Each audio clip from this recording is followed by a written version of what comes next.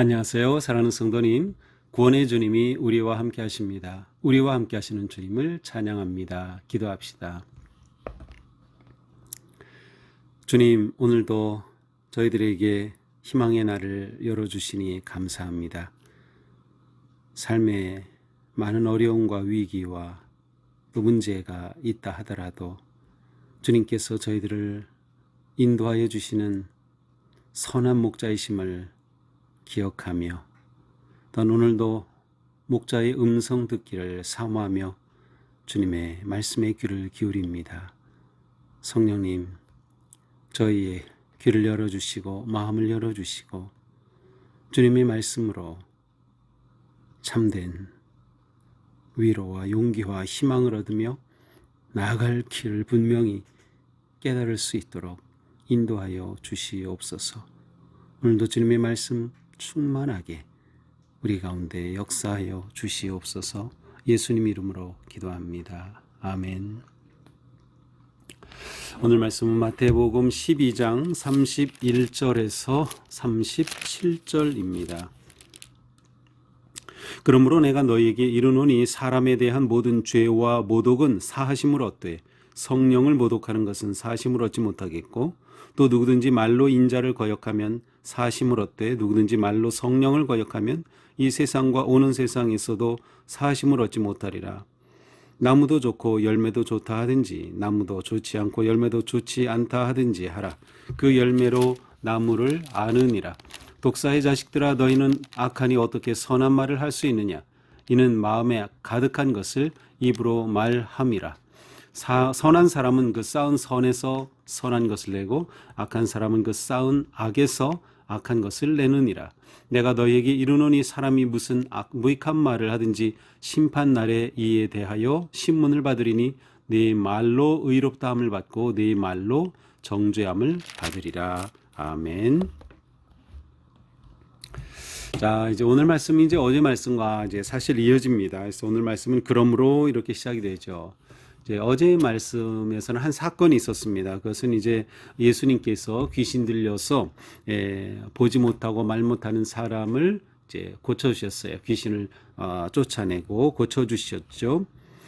그리고 모든 사람들이 그것을 보면서 와, 다윗의 자손이 아니냐, 메시아가 아니냐, 구세주가 아니냐 이렇게 놀라는데 바리새인들이 예수님의 이러한 그 치유의 기적을 보고 오히려 예수님을 비난합니다. 뭐라고 하는가 하면 이가 귀신의 왕 바알세불을 힘입지 않고서는 귀신을 쫓아내지 못하느니라. 자, 하나님의 아들 예수 그리스도께서 귀신을 쫓아내는데 바리새인들은 예수님이 귀신의 왕 바알세불의 힘을 의지하지 않고서는 이러한 일이 있을 수 없다. 그러니까 예수님이 하신 일은 귀신의 왕인 바알세불의 힘을 힘입어서 이렇게 쫓아냈다라고 하는 거죠. 이제 이러한 그 사건이 있자 예수님께서는 내가 이렇게 쫓아낸 것은 하나님의 성령의 힘을 힘입어서 성령의 능력을 힘입어서 귀신을 쫓아내는 것이고 또 이렇게 성령의 능력으로 귀신을 쫓아내는 것은 하나님의 나라가 임하는 것이다. 그래서 이 사실은 이제 복음서에서 모든 치유의 사건이 늘 그 암시하고 있는 것은 하나님의 나라가 지금 임한다는 것이에요. 하나님의 나라가 예수님께서 치유와 기적과 능력을 행하심을 통해 하나님의 나라가 왔음을 보여주시는 거죠. 그러니까 예수님이 이렇게 성령의 능력으로 귀신을 쫓아낸 것이 하나님의 나라가 임한 것이다 라고 말씀을 하셔요. 그러나 바리새인들의 이 비난에 대해서 예수님께서는 이제 책망하시며 일침을 놓습니다. 그러므로 내가 너에게 이르노니 사람에 대한 모든 죄와 모독은 사하심을 얻되 성령을 모독하는 것은 사하심을 얻지 못하겠고 누구든지 말로 인자를 거역하면 사하심을 얻되 누구든지 말로 성령을 거역하면 이 세상과 오는 세상에서도 사하심을 얻지 못하리라. 자, 여기서 우리는 용서받지 못할 죄에 관한 말을 듣게 됩니다. 자, 모든 죄와 모독은 사하심을 얻되, 그렇죠. 우리는 하나님께서 용서하시지 못할 죄가 없다는 것을 우리는 잘 알고 있습니다. 자, 그런데 성령을 모독하는 것은 사하심을 얻지 못하겠고 사하심을 받을 수 없는 죄가 있어요. 성령을 모독하는 죄.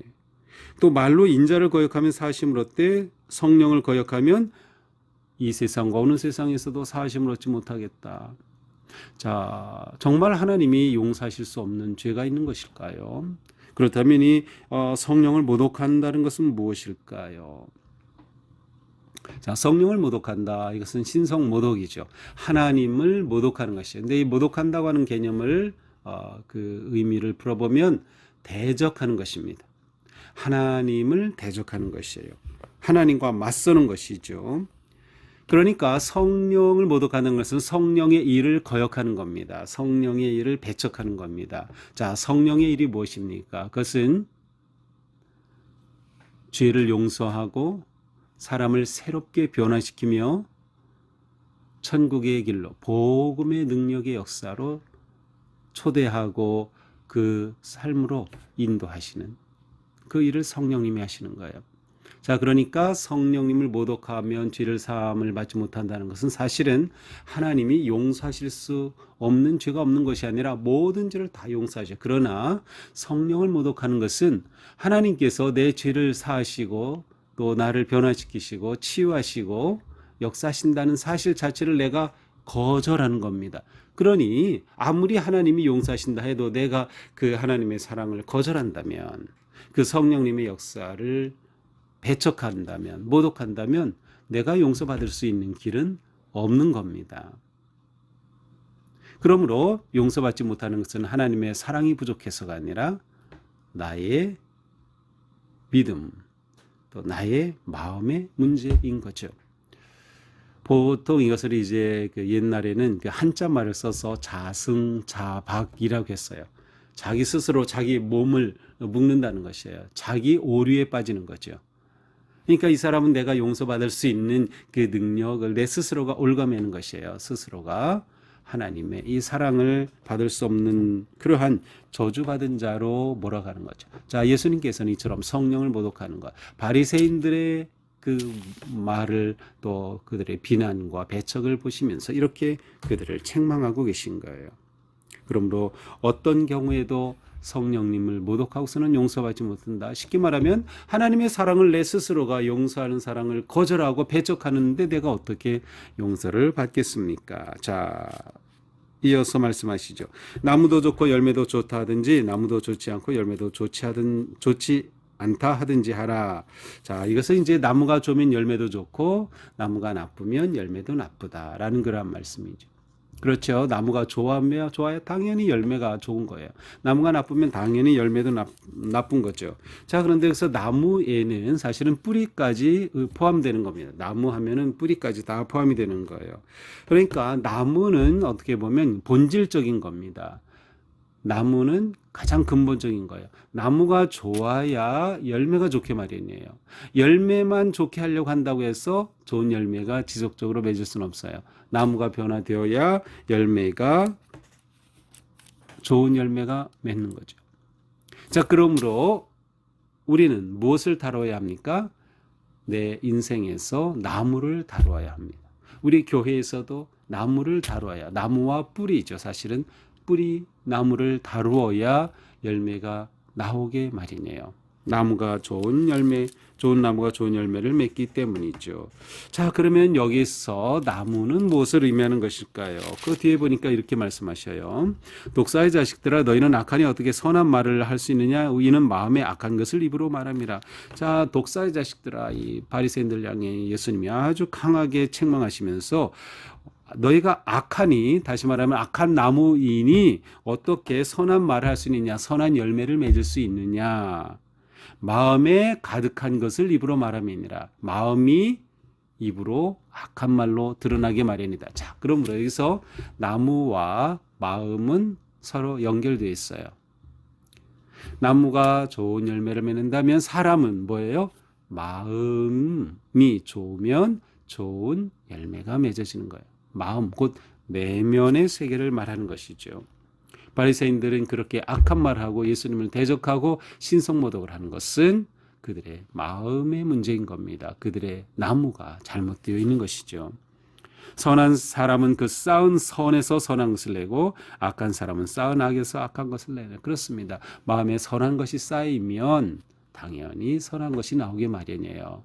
마음이 악하면 악한 것이 나오게 마련이죠. 내가 너에게 이르노니 사람이 무슨 무익한 말을 하든지 심판날에 이에 대하여 신문을 받으리니 내 말로 의롭다함을 받고 내 말로 정죄함을 받으리라. 말의 권세가 이렇게 놀라워. 내 말로 인해서 의롭다함을 받고 내 말로 인해서 정죄함을 받는다. 근데 사실은 말 그 자체 때문인가요? 그게 아니에요. 말이 마음에서부터 나온 거기 때문에 그렇죠. 하나님을 믿고 의지하고 따르며 말씀으로 변화되고 성숙하고 거룩해진 마음에서 당연히 하나님께서 기뻐하실 선하고 아름다운 감사와 찬양과 고백의 말이 나오게 마련이에요. 그래서 말로 의롭다함을 받는다. 결국 내 마음의 문제다. 마음이 말로 연결되기 때문이죠. 자, 오늘 말씀은 그렇습니다. 우리는 말로써 우리 자신을 드러냅니다. 그렇죠. 누군가를 떠올려 보세요. 그 사람이 어떤 말을 하는지 우리는 다 느끼죠. 내 안에 이 사람은 말을 이렇게 해. 그런 게 있어요. 근데 바로 그 말하는 것이 곧 그 사람이죠. 그 사람의 마음이 말을 통해 그대로 드러나는 거예요. 그러므로 우리는 우리 마음의 창고에 선한 것을 쌓아야 하는 거예요. 마음에 선한 것이 쌓여야 선한 말을 하게 되기 때문이죠. 결국 사람의 됨됨이가 중요하다. 예수 그리스도의 복음은 우리의 인생의 본질을 다루는 것입니다. 말을 먼저 다루는 것이 아니라 우리의 존재를 먼저 다루는 것이에요. 성령님의 은혜로 우리가 용서받고 회개하여 새로운 존재가 되면 성령님께서 우리 안에 새로운 피조물로 새로운 존재로 그리스도의 형상을 닮은 존재로 우리를 변화시키죠. 우리가 말씀에 순종하고 성령님의 이끄심을 따르게 되면 우리의 마음이, 우리의 내면이 거룩해지고 거기서부터 선한 열매가 맺혀지게 되는 것이죠. 그러니 우리는 항상 우리 내면을 잘 다루어야 합니다. 내면을 잘 가꾸어야 합니다.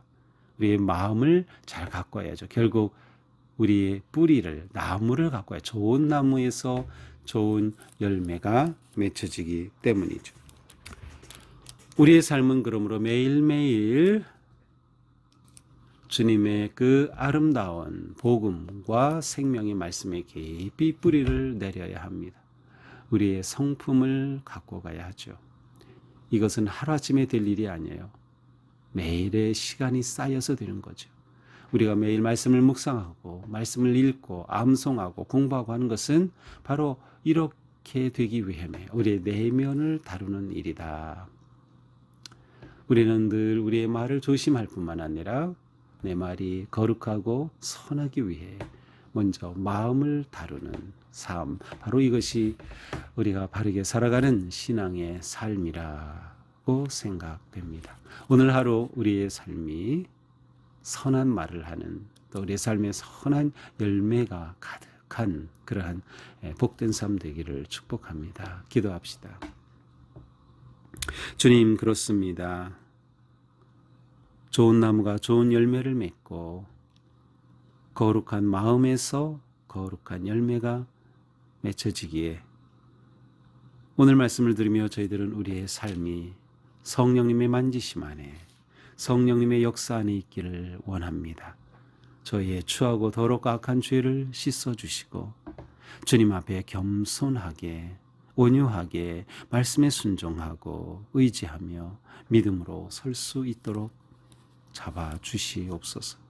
오직 주님의 사랑으로 인도하여 주옵소서.